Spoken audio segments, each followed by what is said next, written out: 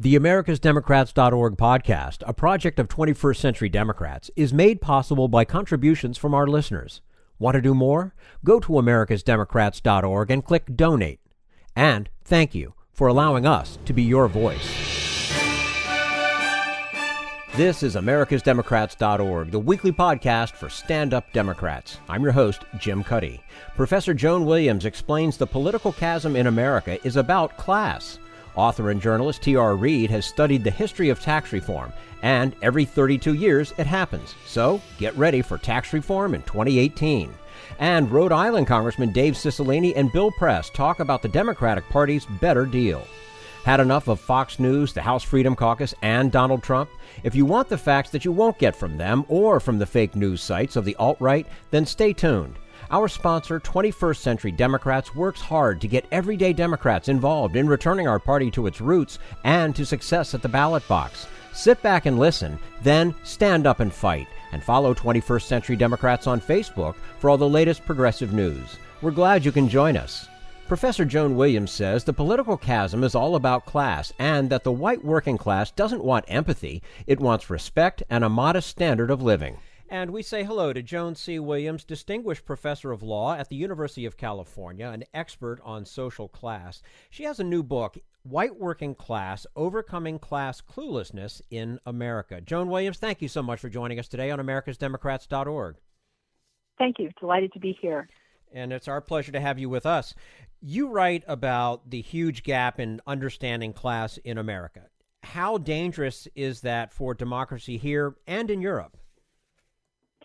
It's profoundly dangerous, as we've seen. I mean, we have a president, in my humble opinion, who does not understand the very basics of the American Constitution, has expressed disrespect for the courts, and I just can't even, the reason I dropped everything and wrote this book in 7 weeks after the election is that I just could not be more alarmed. Isn't class these days more about cultural attitudes than about income? So, a blue-collar worker can certainly make more money than, say, an assistant professor. The single most effective proxy for class, if you have to choose one thing, is whether or not you're a college graduate. The way that I have defined class with Heather Boucher at the Washington Center for Equitable Growth is if you look at the bottom 30% of household incomes, they are the low-income people, the poor. If you look at the top, the elite, they are the people whose incomes are in the top 20% of household incomes who have at least one college grad. So we combine income and education. And then the people who we're talking about as the white working class, who actually are the middle class, are the middle 53% with a median income around $75,000. So the way to understand it is that the being a college graduate is key. But what sociologists have found over decades is that class differences are expressed through cultural differences. That's the important link between class and cultural differences. How does race play into that? Well, it plays in very complicated ways. One thing I'm hearing a lot is people saying, "Oh, the white working class is just racist. We can't delay ourselves for a minute in concerning ourselves with them. We just have to distance ourselves because they're racist." And I think it's important to realize there's a long tradition of racism in this country among people of many different classes, and the white working class is no exception. It's kind of ironic for me because in my traditional day job, what I do is study racial and gender bias among elites, and it's very robust, I have to say. So that the most famous study is if you give people identical resumes, one with Greg on the top and one with Jamal on the top. Jamal has to have 8 additional years of experience to receive the same number of callbacks for a professional job as Greg. So there's enough blame for racism to go around. And I think that we as Democrats shouldn't accept racism, sexism, homophobia from the white working class or anyone else. On the other hand, for white elites to be looking at non-elite whites and saying, I am not going to address their legitimate economic concerns on the grounds that those other white people are racist, to me that just does not make sense. I think that we need to be listening to people, meeting them where they are, and starting a series of far more productive conversations so that we can translate economic anxieties into what they are rather than have them be fueling anti-immigrant fervor and racist fervor. Now, isn't all the attention being paid to working class whites by political scientists and other elitists, is that not just another form of cultural snobbery that these people were actually voting against? Well, I mean, I do think that there's a real risk in the white working class, the middle class, feeling condescended to, because I think there's a lot of that going around. I think the thing to remember is that the white working class doesn't want our compassion and empathy. What they want is our respect and the ability to, again, have a modest middle class standard of living. That's what they want.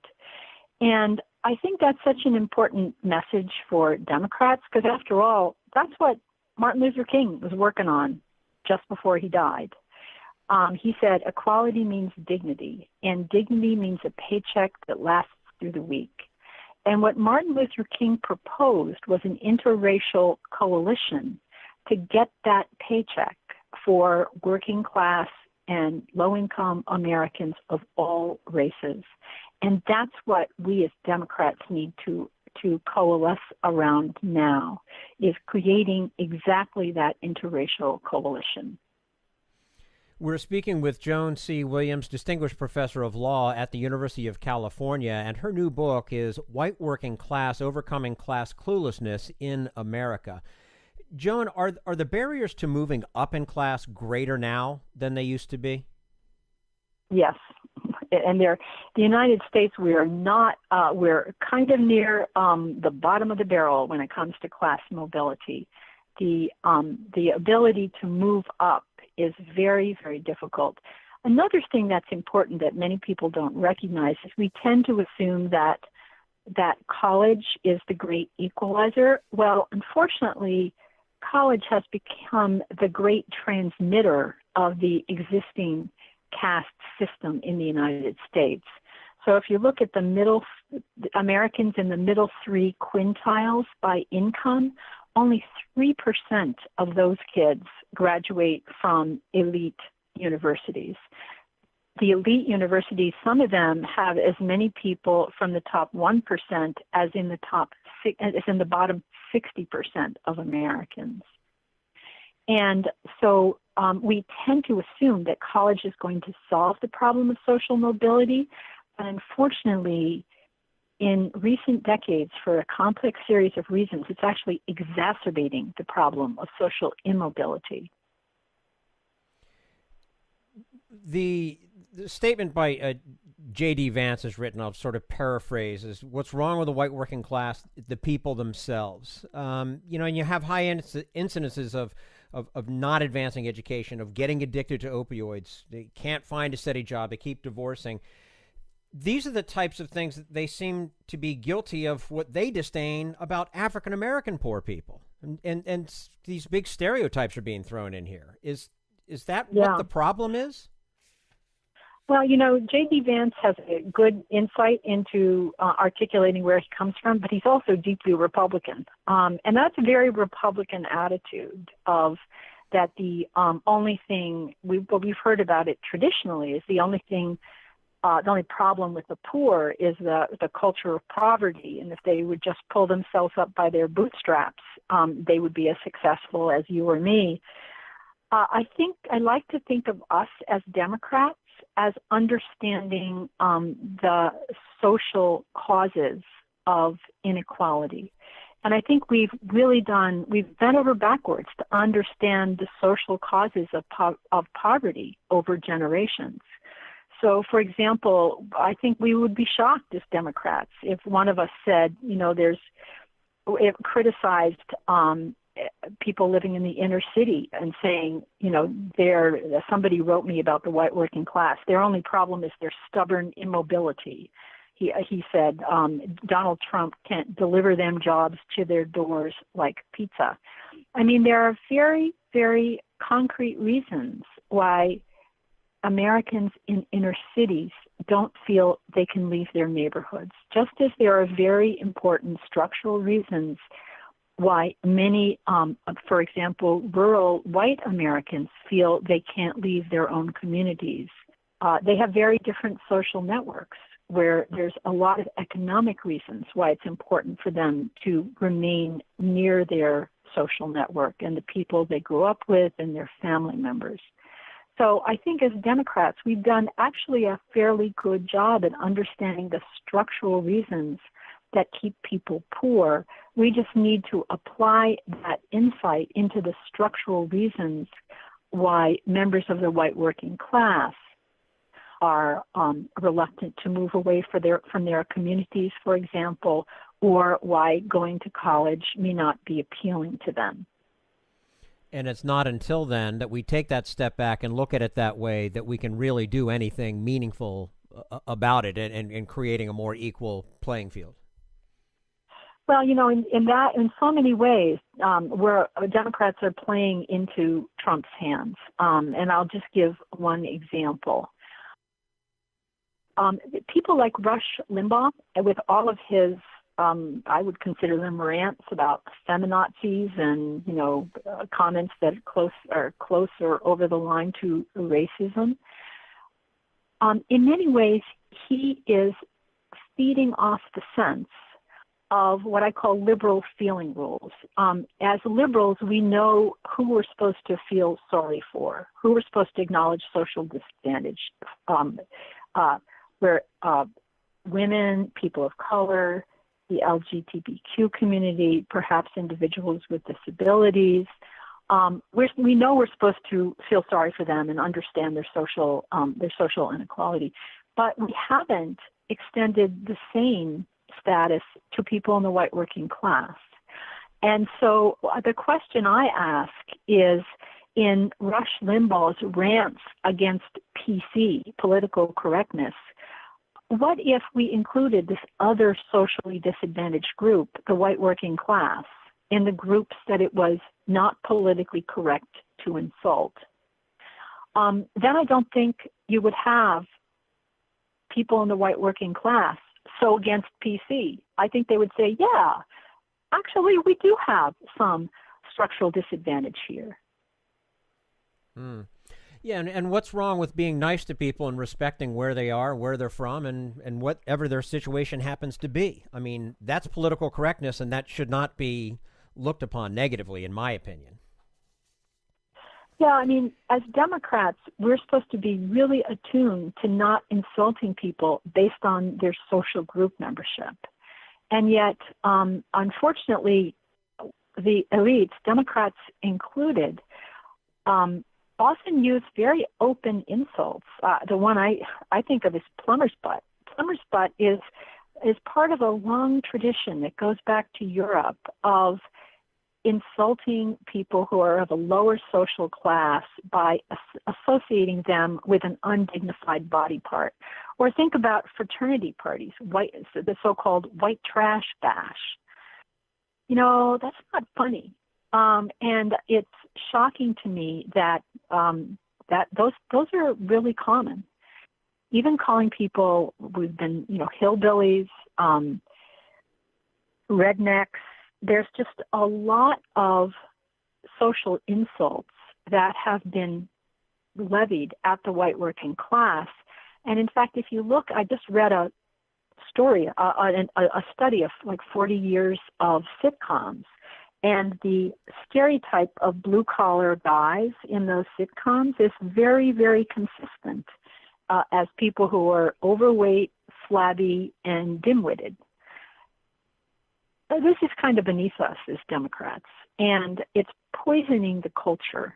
And so I think, as I was saying, and then I said in the New York Times, I don't think we need less PC. I think we need more PC.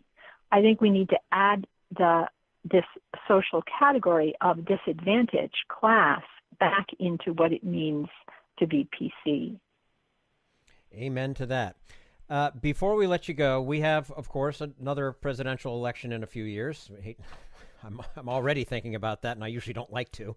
Why do you say you would never support another white woman for president? Well, I didn't actually say that. I said that in 2020, I would really hesitate to run a white woman if it were up to me. Now, I'm a white woman, and I've been a feminist my entire life, so that's a big thing for me to say. But I think that we are very closely divided as a country. And because of the structure of the Electoral College, white working class voters have outsized political power. They did in 2016, and they will again in 2020. And I think that even sexism is very deep. We just saw that in Hillary Clinton's campaign. I mean, she wasn't perfect. No candidate is. But she was seriously disadvantaged by very, very open sexism. And as Democrats, I just think that we can't afford any of those little edges the next time around. Because what's happening not only to women, but to immigrants, people of color, LGBTQ, it's kind of terrible. So I think what we need next time is the candidate with a maximum chance of winning, which is why we'd really hesitate, given the depth of sexism, to run a white woman. And my apologies. Much of it breaks my heart to say. Well, I understand, and my apologies for misquoting, and I appreciate you clearing that up. Now, I do have to ask you one more thing. So with Hillary Clinton, should she have stopped coloring her hair and wearing makeup and the pantsuits? I mean, should she have changed to perhaps alter the thinking of those class of people? If she'd done that, she would have done worse. That's part of the deep sexism of American politics. But one of the things that she should have done, as I've said in other contexts, is that the glass ceiling metaphor did not work for her. And what she probably should have done instead is focused on sexual harassment. That is an experience that is incredibly pervasive in working class jobs, both pink collar jobs and even more so when women enter blue collar jobs. So the Access Hollywood tapes represented an opportunity that I think the campaign maybe should have jumped on in a different way. Okay. Joan Williams, Distinguished Professor of Law at the University of California, joining us today on americasdemocrats.org. Her new book is White Working Class, Overcoming Class Cluelessness in America. Joan, we appreciate your time with us today, as always, and look forward to having you back again with us soon. Thank you. My pleasure. Thanks for the invitation. You're quite welcome. And this is americasdemocrats.org, the weekly podcast for stand-up Democrats.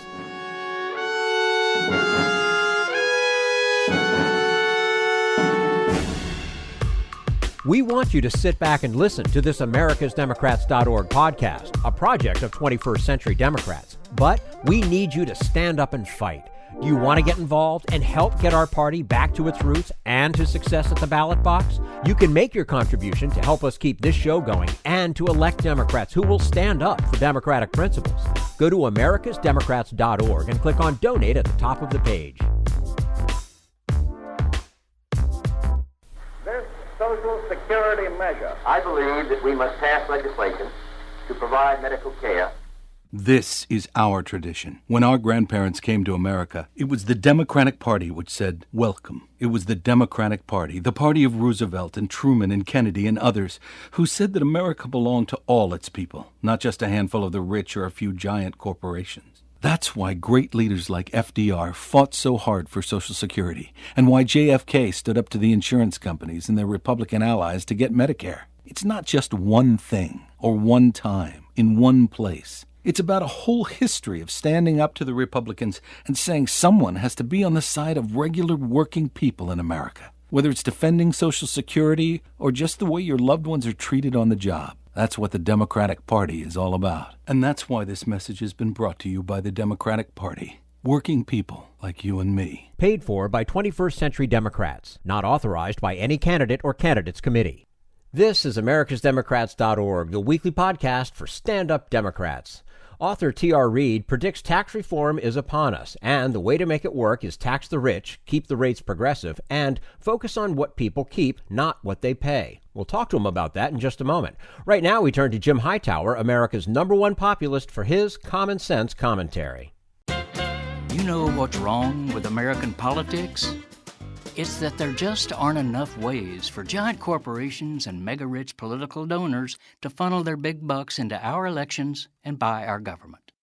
At least that's what Donald Trump, the Republican Party, and a devious group of right-wing political pastors are saying. And, of course, they've got a diabolical fix for this, quote, problem. Their scheme is to turn tax-exempt, far-right churches into gushing sewers of political money, secretly channeling unlimited amounts of cash from corporations and right-wing extremists through the churches into the campaigns of politicians who'll do their bidding. They don't admit this, of course, instead wrapping their scheme in the pious rhetoric of religious freedom. Their point of attack is the Johnson Amendment, a 1954 law passed by LBJ that prohibits tax-exempt charities, including churches, from endorsing candidates, funding campaigns, and directly engaging in politics. The Alliance Defending Freedom, an extremist Christian operation pushing repeal of Johnson's amendment, asserts that banning churches from overt political campaigning lets the IRS, quote, tell pastors what they can and cannot preach. Clever, but totally dishonest. First, the issue is not whether the government can tell church groups what to say. It can't. But whether taxpayers should subsidize a church group's electioneering views and activities. Second, and most diabolical, repealing the Johnson ban would turn these churches into holy temples of dark money. Special interest funders would rush to these political, quote, charities, not only because the churches would be super-secret super PACs, but churches are tax-exempt, meaning the donors would also be blessed with a tax deduction for their corrupting campaign contributions. This is Jim Hightower saying taxpayers would be underwriting the corruption of American politics. How ungodly is that? Need an antidote to the progressive blues? Want some good news about how grassroots folks are rebelling against the corporate powers and winning? Well, here's an easy-to-swallow pill for you, the Hightower Lowdown. Hightower's monthly newsletter will give you the lowdown, even as it lifts you up. It's 4 pages a month, jam-packed with facts you can use, actions you can take, and Jim's own Texas humor, all for only $15 a year. To become a lowdowner, go to hightowerlowdown.org.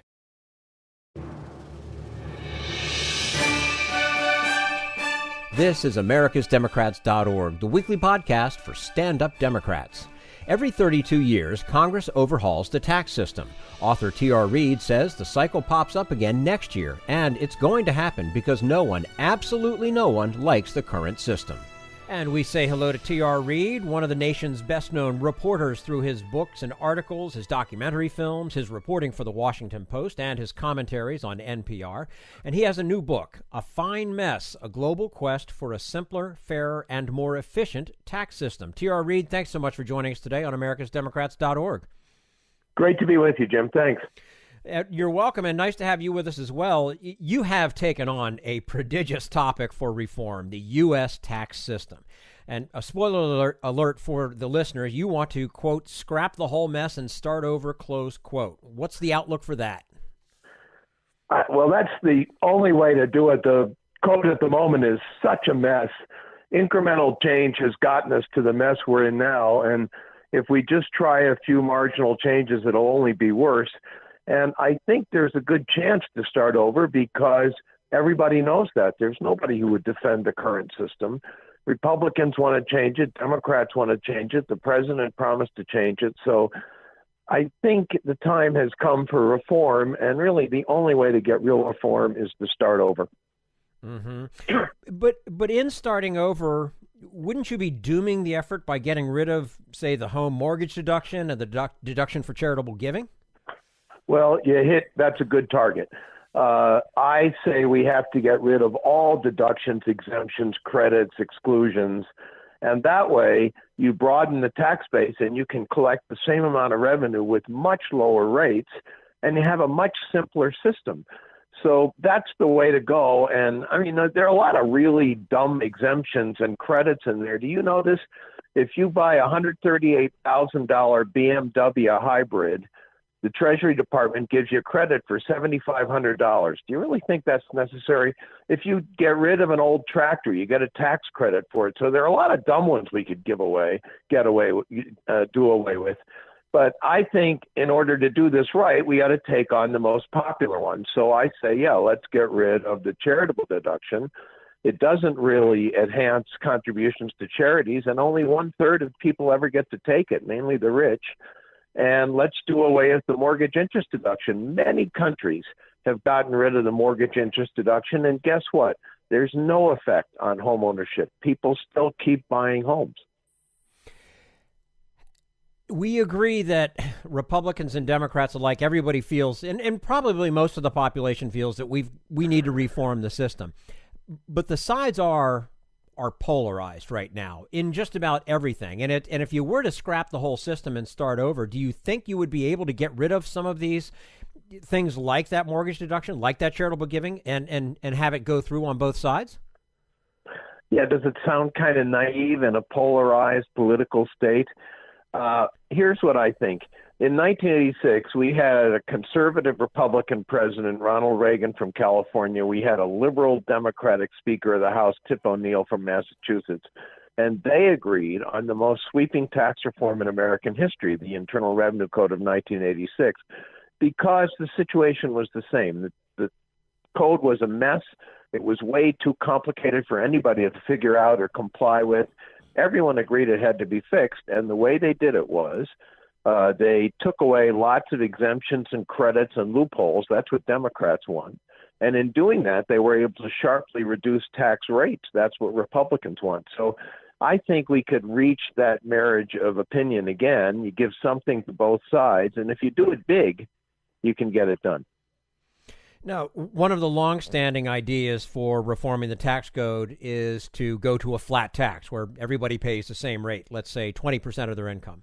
Why won't that work? No, it could be fair, right? Everybody pays the same rate. Last year, 7 of the Republican contenders for president supported the flat tax. Well, the point of my book is any idea that anybody suggested has been tried in some country. And as a matter of fact, about a dozen countries in Eastern Europe tried the flat rate tax after they got out of the Soviet Union's control. And for a few years, it worked. Those were countries where everybody had about the same income, so you didn't need to distribute income through the income tax code. And they needed capital investors to flock into their country. And for 5 or 6 years, it worked. And then here's what happened. Once they hit the Great Recession, 2008 and 2009, it didn't work anymore. And here's the problem with the flat rate tax. You can't set the rate high enough to bring in the revenues you need, but still low enough for average working families to pay. And so most of the flat tax countries have had to give it up. It just doesn't work. A few have clung to it, and then they have to raise their other taxes. So Hungary has a 15% flat tax on income tax. And to make up for it, they have the highest sales tax in the world, 27% on everything you buy. So it's been tried. It's an interesting idea. Does not work. Mm-hmm. So it's already proven that it's not going to work. We're speaking with T.R. Reid, author, reporter, commentator, and his new book is A Fine Mess, A Global Quest for a Simpler, Fairer, and More Efficient Tax System. Why is it necessary, T.R., in your opinion, that whatever we come up with, we maintain progressive tax rates? Well, there are a couple of reasons. One is we need the revenue. We need to get more money from richer people to pay for government. Everybody likes small government in the abstract, right? Government's too big, costs too much.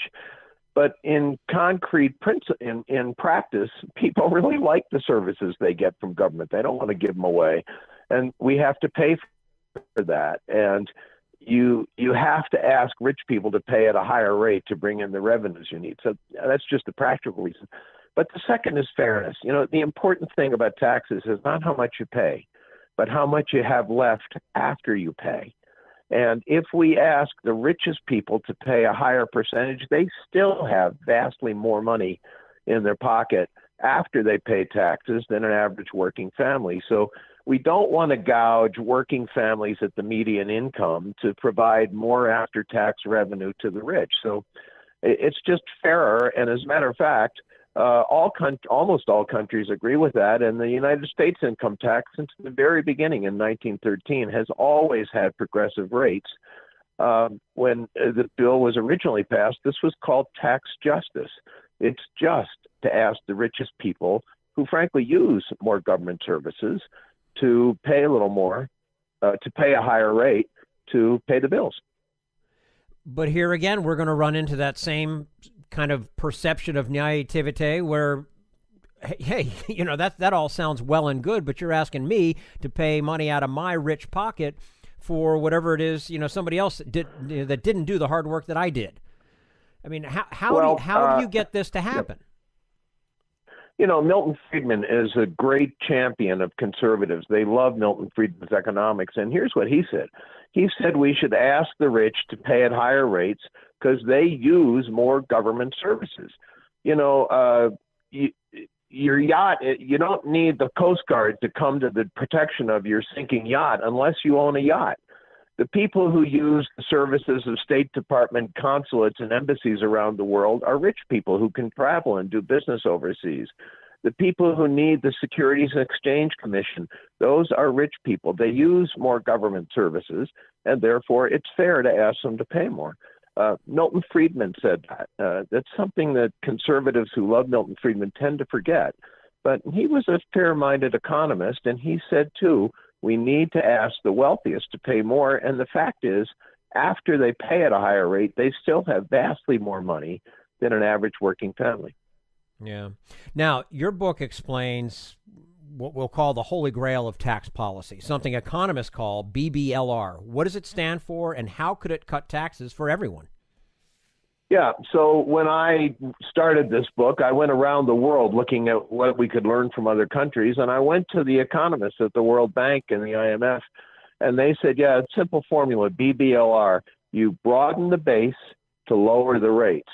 And what that means is you broaden the tax base. You count everything as income, everything your employer pays you. If your employer gives you free parking, hey, that would have cost you $20 a month. That's in the bill. If your employer pays your health insurance premium, that should be income to you. You tax everything, and then no deductions, no exemptions, no loopholes. And if you do that, if you broaden the base that way, then you can collect the same amount of revenue at very low rates. And everybody likes low rates.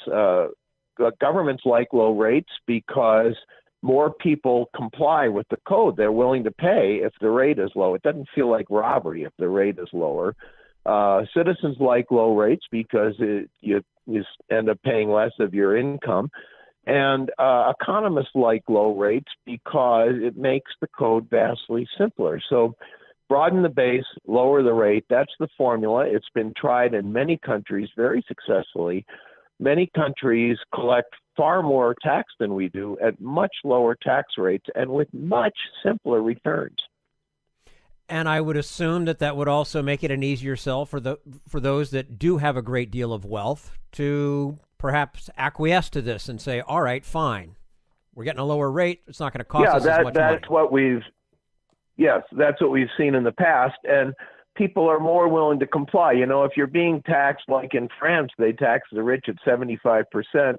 Well, that gives you a pretty strong incentive to hire a lawyer or an accountant and figure out some clever way around the tax law. Put your money in the Cayman Islands or something.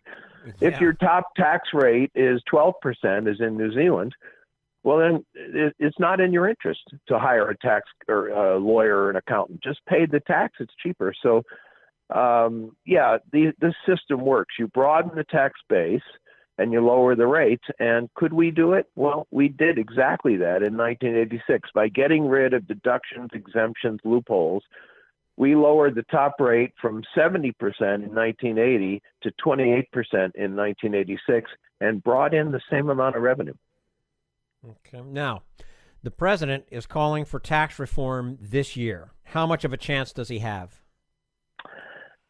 This year, it's looking harder because we're running up against Senate rules and congressional deadlines, and they muffed around so badly on their attempt at fixing the health care law that they've wasted a lot of time. And, of course, President Trump keeps going off into digressions and tweets and blah, blah. So they've kind of lost the chance to get it done this year. But I do think tax reform is coming. I think everybody agrees we have to fix the tax code. I think both parties want to do it, and eventually they'll get there. Now, if you remember, on his 95th day in office, President Trump released a plan.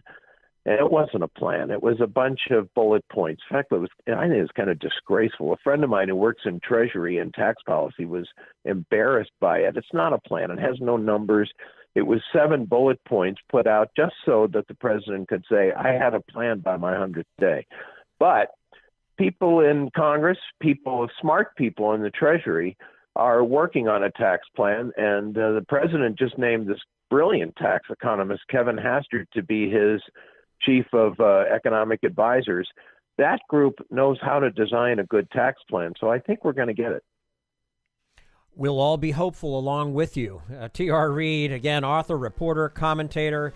His new book, A Fine Mess, A Global Quest for a Simpler, Fairer, and More Efficient Tax System, joining us today on americasdemocrats.org. T.R., thank you so much for your time. We look forward to having you back again soon. Great to be on your podcast. Thanks. Thank you. And this is americasdemocrats.org, the weekly podcast for stand-up Democrats.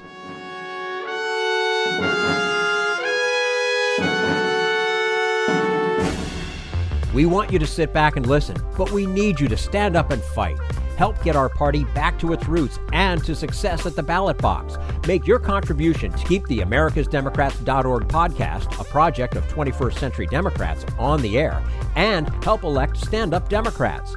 Go to americasdemocrats.org and click on Donate at the top of the page.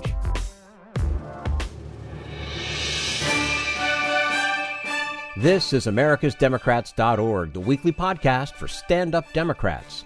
And now Bill Press talks with Rhode Island Congressman Dave Cicilline about the Democrats' better deal.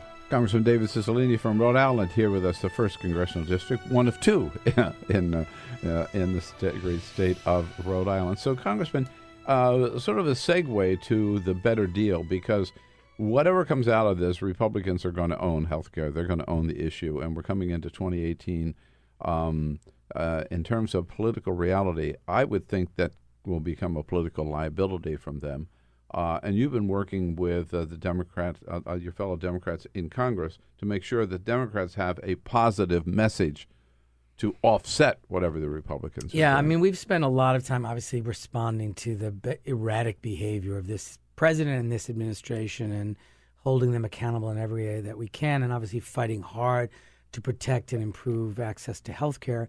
But we also wanted to be sure that we had developed a really strong economic agenda that really spoke to the economic anxiety of working people in this country and really focuses on very simple but important ideas of, first, creating better jobs that have better wages that produce a better future for American families, and really focused on kind of 3 key areas. One is raising people's incomes, so that, we know that virtually all of the growth and wealth has gone to the people at the very top, and people in the middle class and working folks have not seen an increase in their incomes for decades. And so even though there are stagnant at best, huge increases in productivity, but it's all gone to sort of the investor class and people at the top. So raising people's incomes is the first priority. Second priority is reducing the costs in people's lives, whether it's childcare or whether it's education or whether it's healthcare, just helping families reduce costs of the things that they experience every day. So raising incomes, reducing costs. And then the third bucket is really how do we increase and improve the skills that folks have for the jobs of the 21st century. There's a lot of anxiety out there for folks who are looking for work and can't find it, or for even people who have a job that might be working 2 or 3 jobs, or have some anxiety about, I know I have a job now, but am I going to have a job 10 years from now? Do I have the skills that are necessary in this rapidly changing economy? So we launched this with a real commitment to put forth very specific proposals over the next several months to support this agenda, because people don't want. We know that the system is rigged, and people feel like it's totally stacked against them, and they're right. They're working as hard as they've ever worked. They're working 2 or 3 jobs, and they still can't get ahead. And that's not just a coincidence. It's because the system is rigged against them. So we also have to commit to fixing the system and unrigging it. But when we announced this Democratic agenda, we included some very specific examples.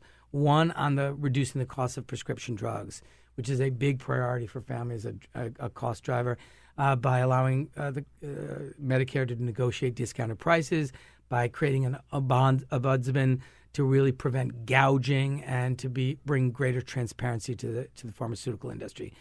We also included on that point, when you look at the cost of drugs, and you can go online and do this, right? I mean, from the UK or Canada or wherever, it's just startling the difference between what people pay for that same drug in the United States. And I don't know whether it's legal or illegal if you buy it from Canada. Right. And we have virtually... And again, not being able to negotiate with them, even though we're by far the largest purchaser of prescription drugs, the U.S. government. That's correct? right. And the prediction is that allowing the government to negotiate discounted prices, just the way, your listeners, when you go to Sam's Club, you get a discount when you buy in bulk. It's a very simple concept.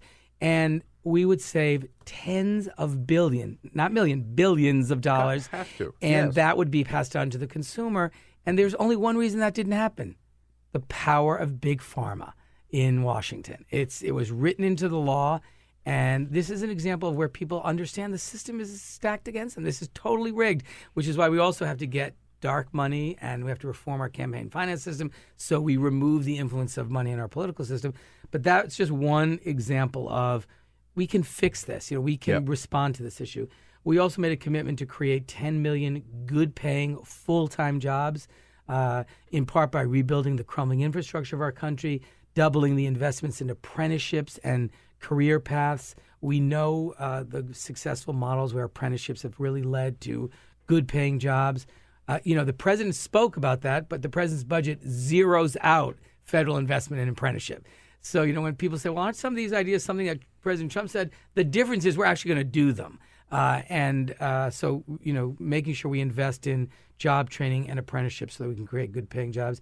And then the third area we spoke about is, if I can interrupt you again, is anything happening on infrastructure? I mean, this was the one area where Donald Trump talked about it, Bernie Sanders talked about it, $1 trillion infrastructure, and God knows we need it. And again, the jobs that would create, plus the safety that would provide in terms of safer roads and bridges and water plants and everything. What's going on? In my view, especially as a former mayor, I think this is a national disgrace. We once had the infrastructure, roads, bridges, ports, the airports that were the envy of the world. And it's just not the case anymore. No. And we have not invested in infrastructure in the way we should. It's not only a way to put people to work right away. And it's not just the people doing the construction, which is important. It's the engineers, it's the city planners, it's the cement manufacturers. I mean, there's a lot of related industries. But it's also, as you point out, it's a public safety issue. If we don't, we have had a bridge collapse, we're going to have more things like that because this infrastructure doesn't repair itself. And the longer we wait, the more expensive it becomes. Look at this tunnel into New York, into Penn Station. Right. I mean, it's just, and if we're going to really rebuild the economy of this country, we've got to be able to move goods and services and information to compete in a global economy.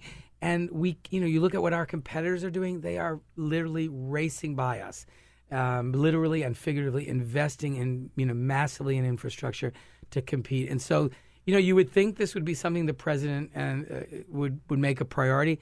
But I think my assessment of it, he was so obsessed with undoing the Obama legacy that he went to the things of healthcare, Cuba, and climate change, because they were so closely identified with President Obama, rather than thinking about what do we do to actually get the economy working, get folks back to work, create good-paying jobs. And, if you're motivated by that rather than what's good for the American people, it's not helpful. Right. So I interrupt you. Prescription drugs, infrastructure, and then the last one is, it really focuses on what do we do about this growing kind of concentration of economic power in the country and kind of the mega mergers. The income inequality. And the income inequality. We have an economy which is working great for the investor class. It's working great for the CEO class, but not so great for workers. And so I think what we want to do is be much more aggressive in figuring out what are the impact of these mergers on workers, on wages, on prices, what effect are they on small businesses. But we've got to deal with this growing concentration of economic power, this kind of creeping monopolization. And I think, we want businesses to be successful because we know businesses create jobs, but we want it to work in a way that also benefits workers and that doesn't add to and begins to reduce this very significant income inequality in our country. Right. So is this a message, an agenda? Not a message, agenda. No, an agenda, okay, that Democrats are going to be carrying forward? I mean, yes. What we want, there a united front here? There is. We worked with our caucus, Sherry Bustos from Illinois, Hakeem Jeffries from New York, great colleagues, and I worked on this with about 180 members of the Democratic caucus in the House who contributed to this over the last several months. We worked with the Senate, Senator Schumer and our Senate colleagues who did the same process there, and then we took our products and integrated them. Our announcement was everyone from Senator Warner to Senator Warren, so the really kind of broad in the Senate, and everyone from, the Blue Dogs, New Dems, Progressives, CBC, all of the caucuses were represented in this work. And so this is a core economic agenda that is something that Democrats all across this country are going to talk about and say, this is our agenda for America. This came from our constituents. Our members went home. They heard from their constituents. They listened to them.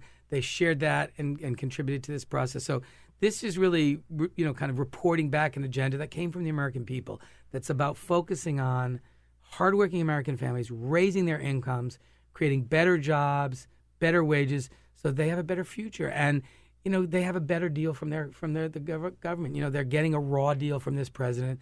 We provide a better deal that really focuses on the health and well-being of the American family. And that's the message. And you got to get that out there. Yeah. That's all for americasdemocrats.org. Thank you to all who made today's show possible. Joan Williams, T.R. Reid, and the entire Bill Press team. And thank you for listening. If you liked what you heard, please get involved in our efforts to keep this show going and to elect Democrats who are bringing the party back to its roots. Go to americasdemocrats.org and click on Donate at the top of the page. And be sure to find 21st Century Democrats on Facebook. For americasdemocrats.org, I'm your host, Jim Cuddy. We want you to sit back and listen, but we need you to stand up and fight. Join us. Support the americasdemocrats.org podcast, a project of 21st Century Democrats, and help elect Democrats who will stand up for democratic principles with your contribution today. Go to americasdemocrats.org and click on Donate at the top of the page.